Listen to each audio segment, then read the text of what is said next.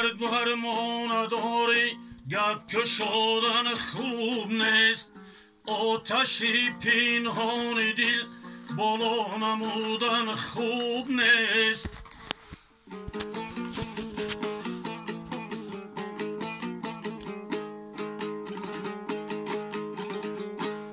میل اگر بر ما نداری گپ که شدن خوب نیست آتشی پنهان دل بالا نمودن خوب نیست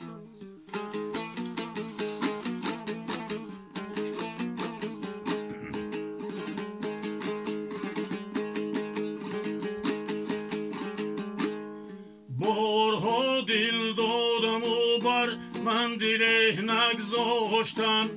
غصه دیرین را از نو فزودن خوب نیست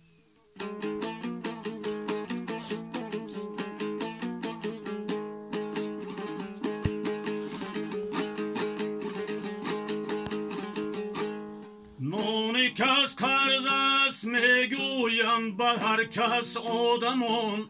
دل اگر دادن نخواهی دل را بردن خوب نیست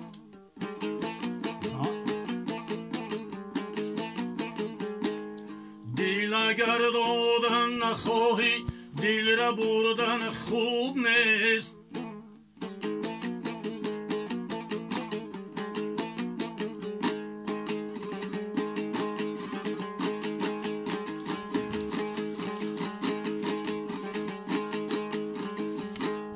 حالی کس اول بپرس و بعد از اون هزل بکن در بری آزرده دل ناگه سرودن خوب نیست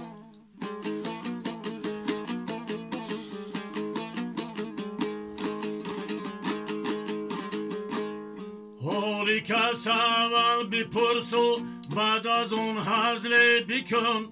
در بری آزرده دل ناگه سرودن خوب نیست